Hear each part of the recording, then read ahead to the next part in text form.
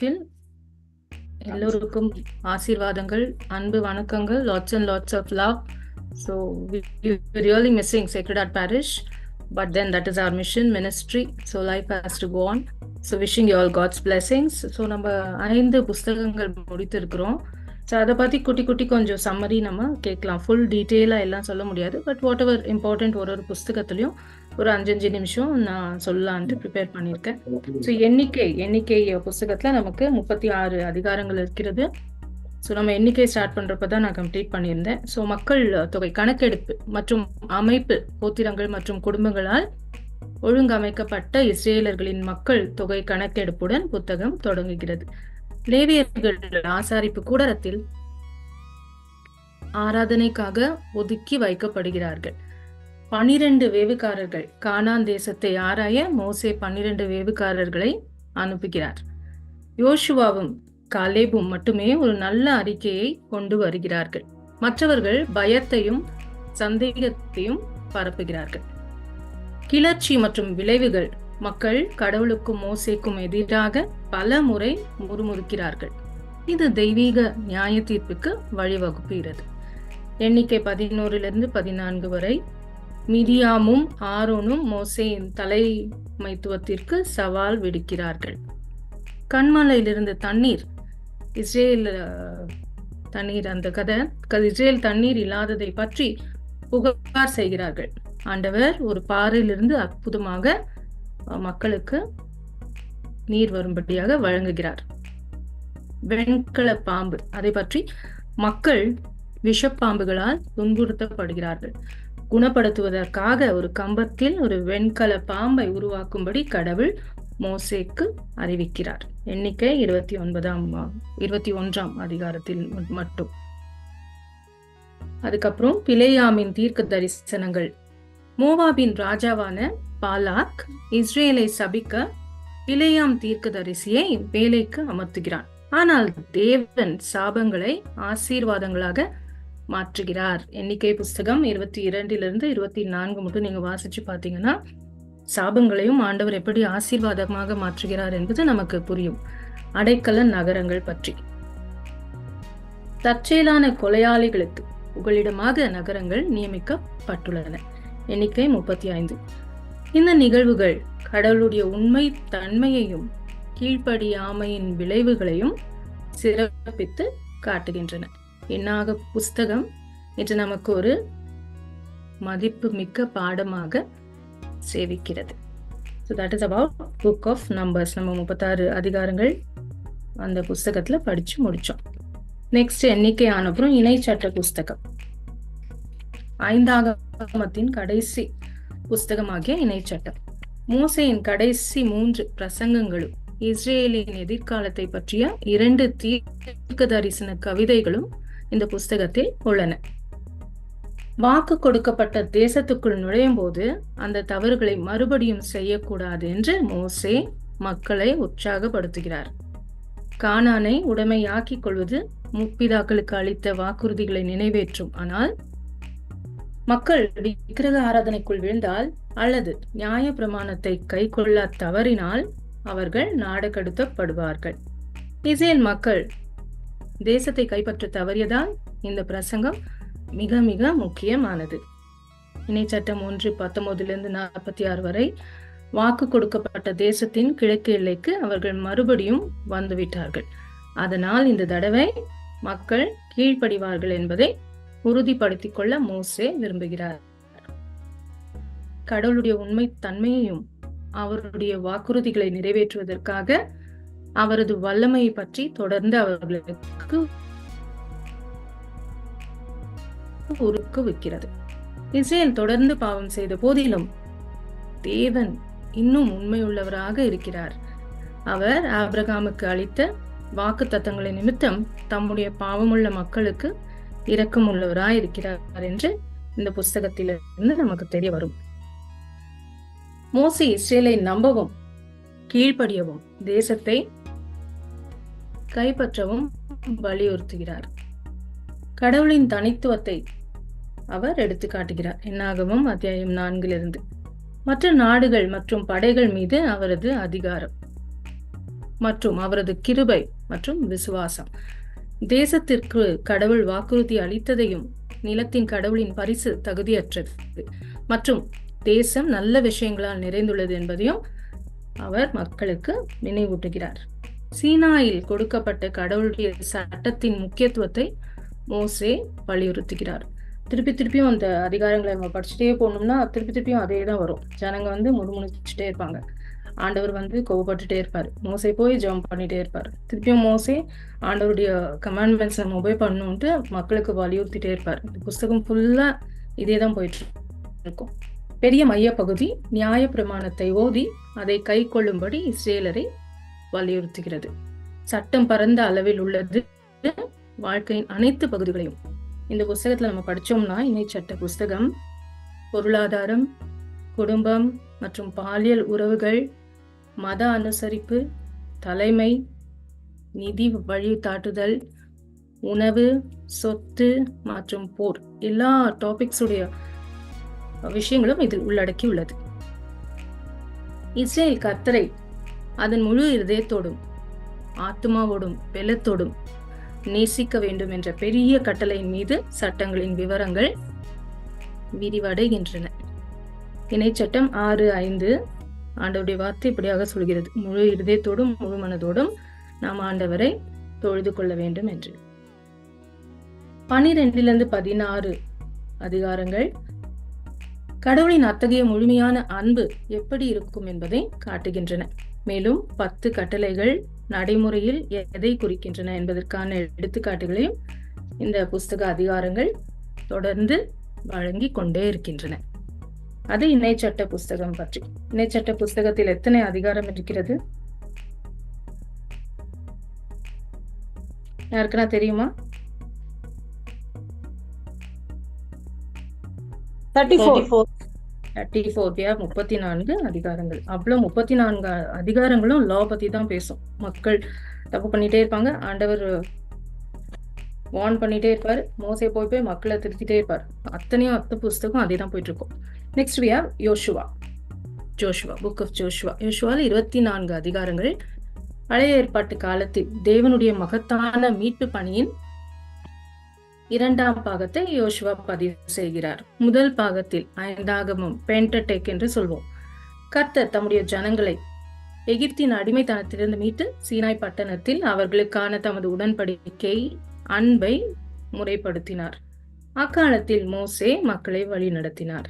இப்போது 2ஆம் பகுதியில் யோசுவாவின் தலைமையின் கீழ் கர்த்தர் தம்முடைய ஜனங்களை வாக்குத்தத்தத்தின் தேசத்திற்கு கொண்டு வந்து அவர்களுக்கு இளைப்பாறுதல் கொடுக்கிறார். யோசுவாவின் புஸ்தகம்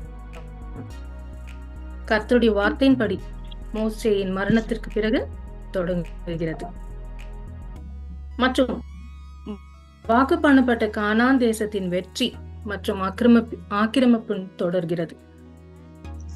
யோர்தான் நதியில் இயற்கைக்கு அப்பாற்பட்ட பிரிவு, எரிகோவின் வீழ்ச்சி, பழங்குடியினரிடையே நிலத்தின் விநியோகம் மற்றும் உடன்படிக்கையின் புதுப்பிக்கல் ஆகியவற்றை இந்த புத்தகம் பதிவு செய்கிறது. யோசுவா 3 மற்றும் 4 அதிகாரங்களில் நாம் படித்தோம் என்றால் ஒரு பெரிய இம்பார்ட்டன்ட் இன்சிடென்ட் இருக்கும். யோர்தான் நதியை கடவுள் பிரித்ததை விவரிக்கின்றன. அவர் செங்கடலை 2ஆக பிரித்தது போல யோர்தான் நதியை அவர் தடுத்தது அவருடைய வல்லமையின் அடையாளமாக இருந்தது.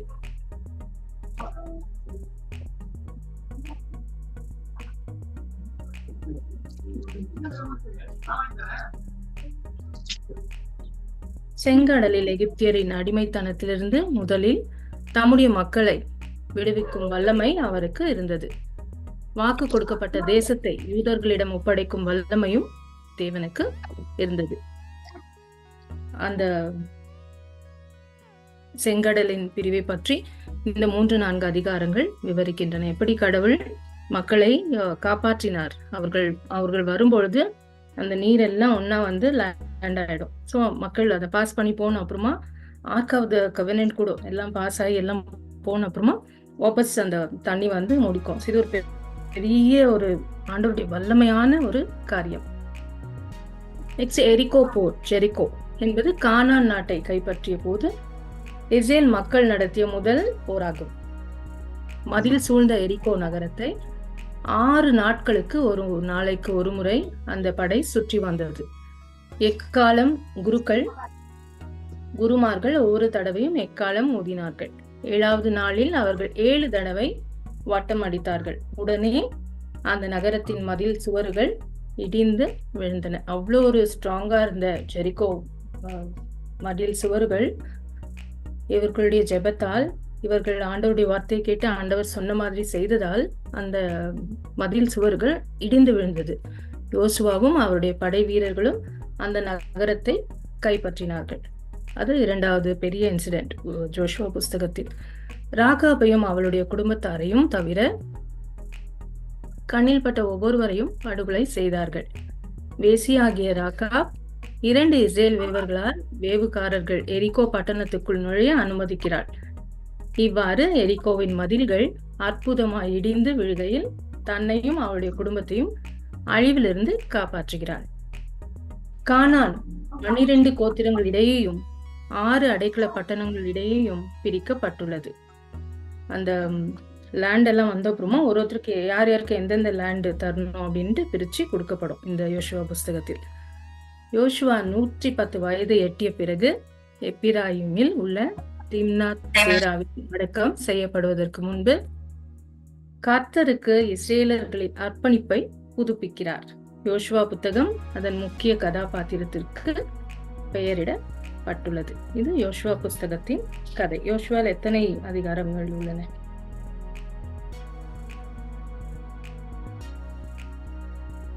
Joshua has 24. That you are going to ask question and then ask, ma'am, please. You tell that you are going to ask question now and then you can ask, please. Everybody know I'll be asking questions. 24, ma'am. Sorry. 21. Yours. அது சொல்லிட்டு பண்ணா அப்புறம் என்ன? 24. Joshua has 24. Yes. சொல்லிட்டு பண்ணாக்கா அதுக்கு value இல்ல. சொல்லாம பண்ணணும், சர்ப்ரைஸா பண்ணணும். எல்லாம் நம்ம கேட்டுட்டு இருக்காங்களா இல்ல தூங்கிட்டாங்களான்னு. அதெல்லாம் எத்தனை அதிகாரம்? ஓகே, நீதி தலைவர்கள். Next we have judges. தற்காலிக தலைவர்களாக விவிலிய நீதிபதிகள் யோசுவாவின் வெற்றிக்கும் சாமுவேலின் ராஜ்யத்தை நிறுவுவதற்கும் இடையில் பணியாற்றினர். யாவே என்று அழைக்கப்படும் கடவுள் இஸ்ரேலின் கோத்திரங்களால் ஆண்டுதோறும் நூற்றாண்டுக்கு நூற்றாண்டாக எவ்வாறு எடுத்துக்கொள்ளப்பட்டார் என்பதை பற்றி ஒரு சோகமான விவரிப்பு இந்த அதிகாரங்கள். நியாயாதிபதிகளின் புத்தகம் யோசுவாவின் புத்தகத்துடன் முரண்படுகிறது. இது கீழ்ப்படிதலின் மூலம் தேசத்தை வென்ற இஸ்ரேலர்களுக்கு கடவுள் வழங்கிய ஆசீர்வாதங்களை பதிவு செய்கிறது. யோசுவாவும் அவருடைய சமகாலத்தவர்களும் இறந்த பிறகு இஸ்ரேலர்கள் பாகாலிடமும் அஸ்தரோத்திடமும் திரும்பினார்கள். பண்டைய மத்திய கிழக்கு சமூகங்கள் பலரையும் முக்கியமாக கானானியரையும் தெய்வங்களாக வணங்கின. பொய் தெய்வங்களை வணங்கியதின் விளைவுகளை இஸ்ரேல் அனுபவிக்க கடவுள் அனுமதித்தார். பொய் தெய்வங்களை வணங்கியதற்காக நிந்திக்கப்பட்ட பிறகு தேவனுடைய மக்கள் உதவிக்காக கர்த்தரை நோக்கி கூப்பிட்டார்கள். ஆண்டவர் தம்முடைய பிள்ளைகளை நீதியான வாழ்வில் வழிநடத்த நியாயாதிபதிகளை அனுப்பினார். இருப்பினும் அவர்கள் மீண்டும் மீண்டும் தேவனுக்கு முதுகை காட்டி பாவ வாழ்க்கை வாழ்ந்து வந்தனர். நம்ம பைபிளில் உள்ள 6 முக்கியமான நீதிபதிகள், நியாயாதிபதிகள். நியாயாதிபதி ஏகூத், நியாயாதிபதி தெபோரால். நான் யாராவது 2 பேர் கேட்பேன், சம்மரி முடிஞ்ச அப்புறம் சொல்லணும். ஸோ நீங்க அட்டென்டிவா கேட்கணும். திருப்பியும் சொல்றேன், 6 judges, important judges in the Bible. I will name now. 6 முக்கிய நீதிபதிகள்.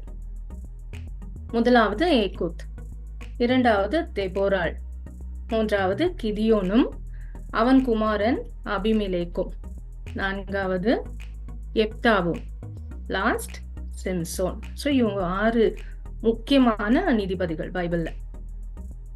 ஸோ நடுவரின் வாழ்க்கையில் 2 சுருக்கமாக 2 நியாயாதிபதிகள் பற்றி இந்த புஸ்தகத்திலிருந்து சொல்லலாம் என்று.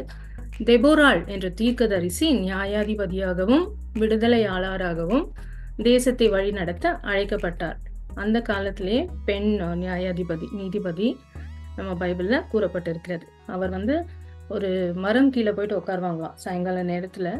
ஸோ பொதுமக்கள் எல்லாம் வந்து அவங்களுடைய பிரச்சனைகளை இந்த அம்மா கிட்ட சொல்லுவாங்க.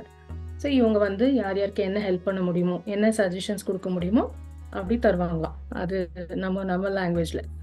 ஸோ தென் பொதுவாக பெண்கள் போருக்கு செல்வதில்லை என்பதால் யாபீனுக்கு எதிராக படையை வழிநடத்தும்படி தெபேராள் பாராக்கை அழைத்தாள். ஆனால் பின்னர் தெபேராள் தன்னுடன் போருக்கு செல்ல வேண்டும் என்று பாராக் வற்புறுத்தினார். வெற்றியை தொடர்ந்து தெபேராளும் பாராக்கும் போய் போர் செய்கிறார்கள், வெற்றி அடைகிறார்கள், கர்த்தரை துதித்து பாடலை பாடுகிறார்கள். லாஸ்ட் நீதிபதி இந்த புஸ்தகத்தில் நான் சொன்னேன் சிம்சோன். சிம்சோன் கதை எல்லாருக்கும் தெரிஞ்சிருக்கும். சிம்சோனை பத்தி. சிம்சோன் இஸ்ரேலின் 12வது மற்றும் இறுதி நியாயாதிபதி ஆவார். இஸ்ரேலரை பெலிஸ்தியரிடமிருந்து விடுவிக்க தேவன் அவனை எழுப்பினார்.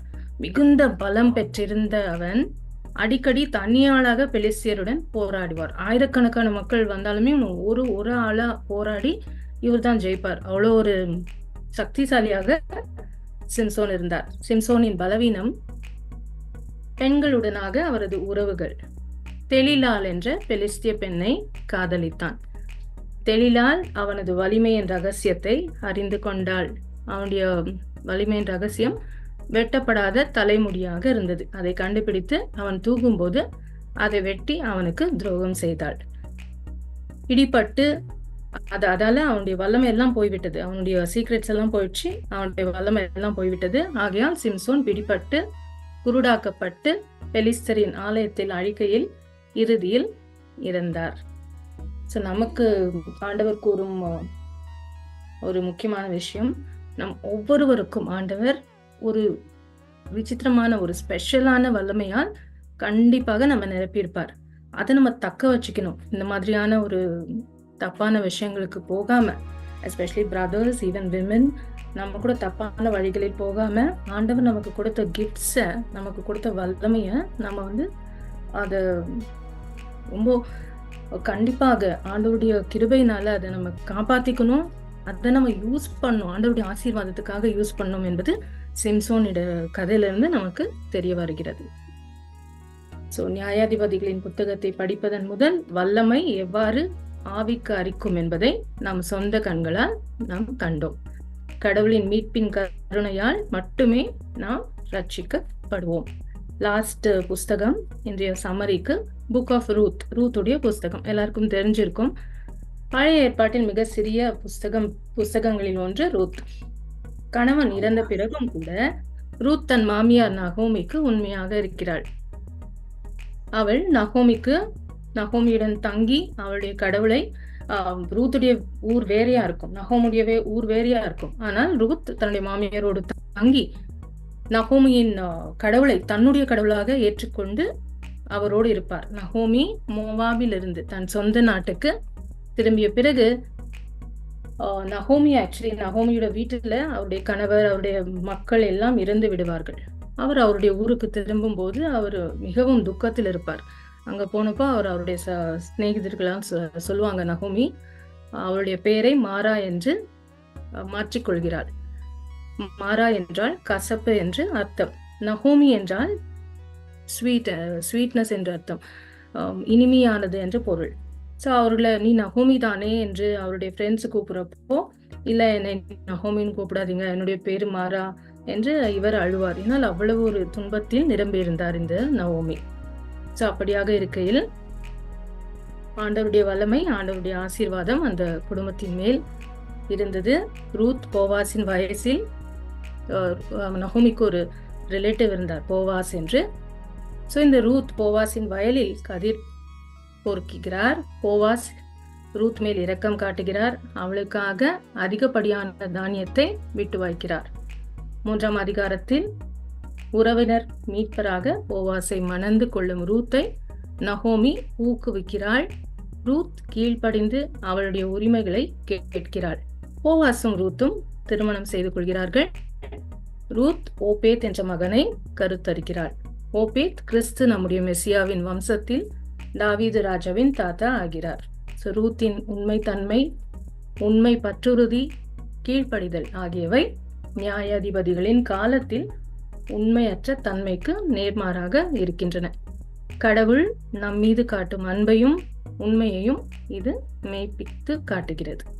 ஸோ இது இந்த ரூத் புஸ்தகத்தின் கதை. ஸோ ஒரு சின்ன சமரி கீநோட்ஸ், இந்த 5 புஸ்தகங்கள் நிறைவடைந்தது. ஸோ யாராவது எனக்கு சொல்லுங்க, எந்த 5 புஸ்தகங்களை பத்தி நம்ம இப்போ பேசணும்? சீக்கிரம் சொல்லணும். நம்ம கொண்டோம் 7 to 8 minutes. Numbers, Deuteronomy, Joshua, Judges and Ruth. Very good. Okay, இப்போ क्वेश्चंस. நீங்க பைபிள் ஓபன் பண்ணி வெச்சுக்கோங்க. நம்பர்ஸ் 8ஆம் அதிகாரத்துக்கு போங்க. எண்ணிக்கை 8வது அதிகாரம் 5 to 7 வரைக்கும் வசனம். So the question is, லேவியர்களை சுத்திகரிக்க கர்த்தர் மோசேயிடம் என்ன செய்ய வேண்டும் என்று சொன்னார்? ஆண்டவர் மோசேயிடம் கூறியது, இஸ்ரேல் மக்களிடமிருந்து லேவியரை பிரித்தெடுத்து அவர்களை தூய்மைப்படுத்த நீ செய்ய வேண்டியது, பாவம் போக்கும் பலியின் நீரை அவர்கள் மேல் தெளிப்பாய். அவர்கள் உடல் முழுவதை சிரைத்து தங்கள் துணிகளை துவைத்து தங்களை தூய்மைப்படுத்திக் கொள்ளட்டும். அதன் பின் அவர்கள் இளங்காளை ஒன்றையும் இப்படியாக அவர்களை தூய்மைப்படுத்த வேண்டும் என்று ஆண்டவர் மோசேக்கு கட்டளையிடுகிறார். நெக்ஸ்ட், எண்ணிக்கை 10ஆம் அதிகாரம் 17ஆம் வசனம். சோ சீக்கிரம் நாங்க திருப்பணும். Who carried the tabernacle? ஆசாரிப்பு கூடாரத்தை சுமந்தது யார்? மோரியின் புதல்வர்கள். அதுக்கு முன்னால இன்னொருத்தர் இருக்காங்க. 10வது அதிகாரம் 17வது வசனம். கெர்சோனின் புதல்வரும் மெராரியரின் புதல்வரும் அதை சுமந்து கொண்டு புறப்பட்டனர். Yes, correct. So Numbers chapter 15, எண்ணிக்கை 15ஆம் அதிகாரம் 41ஆம் வசனம். 15ஆம் அதிகாரம் எண்ணிக்கை. தான் யார் என்பதை இஸ்ரேலர்களுக்கு நினைவூட்ட கடவுள் என்ன சொன்னார்? What did God say to remind the Israelites about who he was?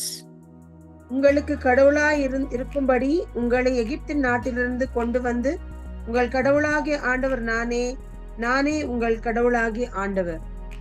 ஆமென். ஆண்டவர் அந்த புத்தகத்தில் மறுபடியும் சொல்லும் ஒரே வார்த்தை, நானே உங்களை காப்பாற்றியது, நானே உங்கள் கடவுளாகிய ஆண்டவர். கரெக்ட். எண்ணிக்கை 22ஆம் அதிகாரம் 31ஆம் வசனம். கர்த்தர் பிலேயாமின் கண்களை திறந்த போது என்ன நடந்தது? What happened when the Lord opened Balaam's eyes?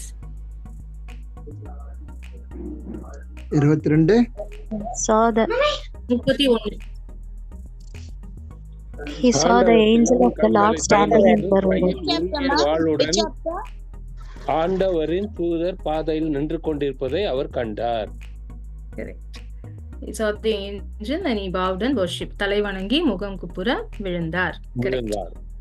Correct. Numbers 31:40, எண்ணிக்கை 31ஆம் அதிகாரம் 40ஆம் வசனம். கர்த்தருக்கு அஞ்சலி செலுத்த எத்தனை பேர் கொடுக்கப்பட்டார்கள்? 16,000. 16,000. Correct. 16,000 ஆண்டவருக்குரிய பங்காக தரப்பெற்றார்கள். நெக்ஸ்ட், இணைச்சட்டம் புஸ்தகம். இணைச்சட்ட நூல் 1ஆம் அதிகாரம் 5ஆம் வசனம். மோசே இந்த நியாய பிரமாணத்தை இஸ்ரேல் புத்திரருக்கு எங்கே அறிவித்தார்? யோர்தானுக்கு அப்பால் மோவாபு நாட்டில் பின்வரும் இந்த சட்டங்களை மோசே எடுத்துரைத்தார் அவர் கூறியது. இணைச்சட்டம் 3ஆம் அதிகாரம் 1ஆம் வசனம். இஸ்ரேல் மக்களை எதிர்த்து போரிட அவர்களை சந்தித்தது யார்? Who made Israelites to do battle against them? King Og of Bashan. பாசானின் மன்னன் ஓகு. கரெக்ட். பாசானின் மன்னன் ஓகு சரிதான். கரெக்ட். இணைச்சட்ட புஸ்தகம் 3ஆம் அதிகாரம் 28 to 29 வரை. யோசுவாவை கவனித்துக் கொள்ளும்படி மோசேயிடம் கடவுள் எப்படி சொன்னார்? How did God tell Moses to support Joshua? நீ யோசுவாவுக்கு பொறுப்பளித்து அவனை திடப்படுத்தி உறுதிப்படுத்து, ஏனெனில் அவனே இந்த மக்கள் முன்னால் செல்வான். நீ காணும் நாட்டை அவர்கள் உரிமை சொத்தாக்கிக் கொள்ள செய்வான். பின்னர் நாங்கள் பெத்தோகோருக்கு எதிரேயுள்ள பள்ளத்தாக்கில் தங்குவோம். இணைச்சட்டம் 6ஆம் அதிகாரம் 5ஆம் வசனம். கர்த்தரை நேசிக்கும்படி இஸ்ரேலருக்கு எப்படி சொல்லப்பட்டது? How was Israel told to love the Lord? Therefore, you shall love the Lord your God with all your soul and with all your might. Amen. I'm overwhelmed with the answer. இந்த நம்ம 5 சமரியில share பண்ண Chamari, keynote, moral, lesson எல்லாமே அது ஒரு வார்த்தை தான். இணைச்சட்டம் 6:5. So this is what God wants. நம்ம ஒவ்வொருவருக்கிட்டையும் ஆண்டவர் எதிர்பார்க்கிறது இதுதான். நம்ம எவ்வளோ பேசினாலும், எவ்வளோ பிரசங்கித்தாலும், எவ்வளோ படிச்சாலும், எவ்வளோ ஜெபம் பண்ணாலும் ஆண்டவர் நம்மிடம் வந்து எதிர்பார்க்கிறது இது ஒன்றிதான். அதை நம்ம கொடுக்க நம்மளே தயாரிக்கணும். நிறைய வால்யூம் வாய்ஸ் வருது பின்னால இருந்து. ஸோ மியூட் பண்ணுங்க. ஆன்சர் பண்ணீங்கன்னா மாத்திரம் அன்மியூட் பண்ணி பேசுங்க. 26ஆம் அதிகாரம் 17ஆம் வசனம். கடவுளுடைய வழிகளில் நடக்கும்படி இஸ்ரேலருக்கு எவ்வாறு கட்டளையிடப்பட்டது? 26:17.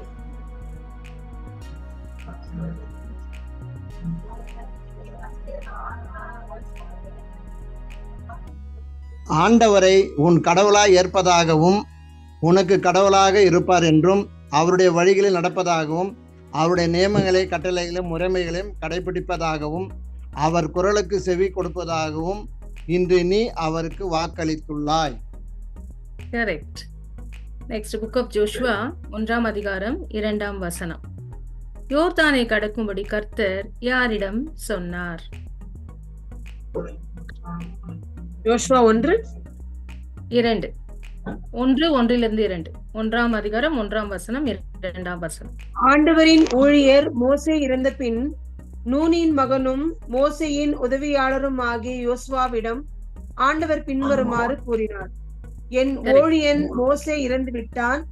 இப்பொழுது நீ புறப்பட்டு யோர்தானை கடந்து இந்த மக்கள் அனைவரோடும் நான் இஸ்ரேலருக்கு கொடுக்கும் நாட்டுக்குள் செல்.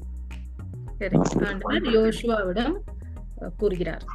யோசுவா 1ஆம் அதிகாரம் 7ஆம் வசனம். யோசுவா ஏன் நியாய பிரமாணத்தை விட்டு விலகவில்லை? Why was Joshua not to turn from the law? திடமும் உறுதியும் கொண்டு என் ஊழியன் கட்டளையிட்ட எல்லா சட்டங்களையும் கடைபிடிப்பதில் கவனமாயிரு. நீ அதனின்று வலப்புறமோ இடப்புறமோ திரும்பாதே. அப்பொழுதுதான் நீ செல்லும் வழியெல்லாம் வெற்றி பெறுவாய். சூப்பர். ஆமென். கரெக்ட். நெக்ஸ்ட் ஜோஷுவா 2ஆம் அதிகாரம் 11ஆம் வசனம். Joshua chapter 2 verse 11. இஸ்ரேலர்களை பற்றிய இந்த பயணம் எதை மக்கள் நம்ப வைத்தது? What did this fear of the Israelites cause the people to believe? இதை கேள்விப்பட்டவுடன் we were disheartened. Everyone is discouraged. God is indeed God in heaven above and on earth below. Correct. Amen. Joshua 23:6 23ஆம் அதிகாரம் 6ஆம் வசனம். எதை கை கொள்ளவும் செய்யவும் மிகவும் தைரியமாக இருக்கும்படி யோசுவா இஸ்ரேல் மக்களிடம் சொன்னார். 23 மோசேயின் திருச்சட்ட நூலில் எழுதப்பட்டுள்ள அனைத்தையும் கை கொள்வதில் கவனமாயிருங்கள். அது நின்று வலப்புறமோ இடப்புறமோ விலகாதபடி உறுதியுடன் கொண்டிருங்கள். கரெக்ட். ஜோஷுவா 24:20ஆம் வசனம். What did Joshua tell the people? The reason was that they could not serve God. கடவுளை சேவிக்க முடியாது என்பதற்கான காரணத்தை யோசுவா மக்களிடம் எப்படியாக சொன்னார்? ஆனால் உங்களுக்கு தீங்கு செய்வார், உங்களுக்கு நன்மை செய்தவர் உங்களை அழித்து விடுவார் என்றார். கரெக்ட். ஆமென். நெக்ஸ்ட் ஜட்ஜஸ் நீதி நீதி தலைவர்கள் 2ஆம் அதிகாரம் 4ஆம் வசனம். Judges chapter 2 verse 4. கர்த்தருடைய தூதர் இஸ்ரேலர் மீது என்ன தாக்கத்தை ஏற்படுத்தினார்? What effect did the angel of the Lord's message have on the Israelites? யூதா போரிடும் சென்ற பொழுது lifted up their voices and wept. Correct. என்னவென்று பெயர் இடுகிறார்கள்? அப்புறம் அவ்விடத்தின் பெயரை பொக்கியம் என அழைத்தார்கள். அங்கு ஆண்டவருக்கு பலியிட்டார்கள். கரெக்ட். Judges 5:5. நீதி தலைவர்கள் 5ஆம் அதிகாரம் 5ஆம் வசனம். கர்த்தருக்கு முன்பாக உருகும் என்று குறிப்பிடப்பட்டுள்ள குறிப்பிட்ட மலை எது? What specific mountain is mentioned as? Sacred Heart Church. Very good. Rocking. Judges 6:23. நியாயாதிபதிகள் நீதி தலைவர்கள் 6:23ஆம் வசனம். கர்த்தரின் கூற்றுப்படி கிதியோனின் உண்மையான பயம் என்ன? According to the Lord, what was Gideon's real fear? ஆண்டவர் அவரிடம், உனக்கு நலமே ஆகுக, அஞ்சாதே, நீ சாக மாட்டாய் என்றார். Amen. Right. Book of Ruth 1ஆம் அதிகாரம் 6ஆம் வசனம். Why did Naomi ஏன் இஸ்ரேலுக்கு திரும்பி போக முடிவு செய்தார்? Ruth 1:6. Why did Naomi decide to go back to Israel? நகோமியின் சொந்த நாட்டில் ஆண்டவர் தம் மக்களை கருணையுடன் கண்ணோக்கி அவர்களுக்கு உணவு கிடைக்கும்படி செய்தார். இதை நகோமி மோவாபு நாட்டில் இருந்தபோது கேள்விப்பட்டார். எனவே அவர் மோவாபு நாட்டை விட்டு போக ஏற்பாடு செய்தார்.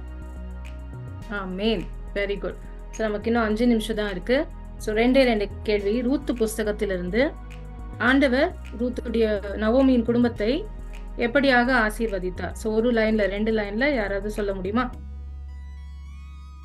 நகோமியோட கணவர் மக்கள் எல்லாம் இறந்துட்டார்கள். ஸோ நவோமி ரொம்ப ஒரு துன்பத்தில் இருப்பார்கள். அப்போ அவருக்கு 2 மருமகள்கள் இருப்பார்கள்.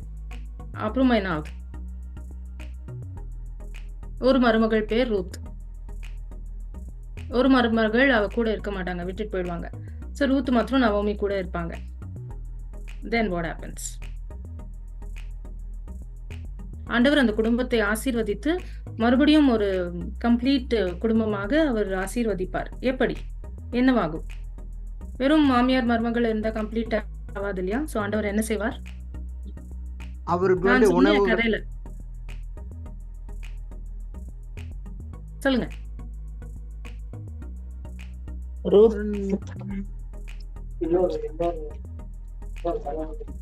எப்படி ஆசீர்வதித்து அவருக்கு வேண்டிய உணவுகளை கொடுத்து. Ruth was remarried. Yes, நவோமிக்கு ஒரு ரிலேட்டிவ் இருந்தாங்க, போவாஸ் என்று. சோ அந்த போவாஸ் உடைய நிலத்தில் ரூத் போய் வேலை செய்வாங்க. சோ போவாஸ் அவங்கள ரூத் நல்லா பார்த்துப்பாங்க, சாப்பாடு கொடுப்பாங்க, எக்ஸ்ட்ரா பேமெண்ட் எல்லாம் கொடுப்பாங்க. ஸோ நவோமி 2 பேருக்கும் திருமணமாக சொல்லி திருமணம் செய்து ஆண்டவர் அந்த குடும்பத்தை ஆசீர்வதித்தார். ஓகே. எரிகோ பட்டணம், எரிகோ வால்ஸ், ஜெரிகோ எப்படியாக விழுந்தது அதை பற்றி நான் சொன்னேன் சம்மரியில. So who can tell me? ஜெபத்தால் அவருடைய என்ன கூக்குரலிட்டு செய்தாங்களே, அதனால எரிகோ விழுந்ததுன்னு. யாருடைய கூக்குரல்னால? அது இஸ்ரேல் மக்கள், பிலிஸ்தியர். ஓகே, அப்படிங்களா? எல்லாரும் ஒத்துக்கிறீங்களா? யாருடைய கூக்குரல்னால Jericho Waals fell?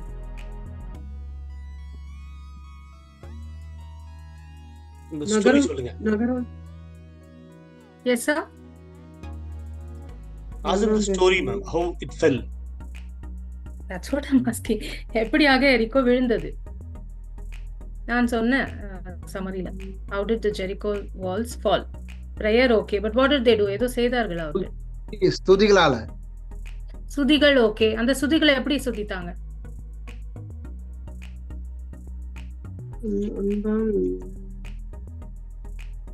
Book of Joshua, I think chapter 3, chapter 4 இருக்கும். They went round in procession 7 times. Yes, correct. Praise the Lord. Correct. 7 times இல்ல, 6 days.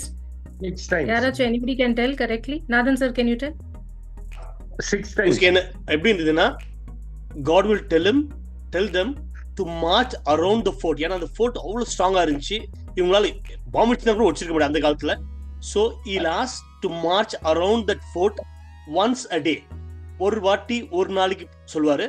ஸோ மார்ச் பண்ணிட்டு they'll just walk, and on the 7th day he'll ask them to march 7 times. So டோட்டலா 13 முறை அந்த photo சுத்துறாங்க. சுத்திட்டு last அதான் sir சொன்ன மாதிரி trumpet இது ப்ளோ பண்ணி எல்லாம் கூட the Jericho wall just falls. இப்போ எப்படி நம்மளுக்கு கொரோனா வந்துச்சோ, நம்ம உலகம் எப்படி 2 அடுங்கி போச்சோ 2 வருஷம், அதே மாதிரி that wall was nothing in front of God's word. It just fell. That's all. Thank you, sir. Thank you. So that is the story of Jericho. So 2 முறை ஆண்டவர் நீர் தண்ணியை ஒன்னாக்கி லேண்ட் ஆக்கி மக்களை நடக்க செய்வார். ஸோ அந்த 2 incidents who can tell me? இன்னைக்கு நான் ஒன்று சொன்னேன், 2ம் சொன்னேன். God parts the sea. First எங்க நடக்குது, செகண்ட் எங்க நடக்குது?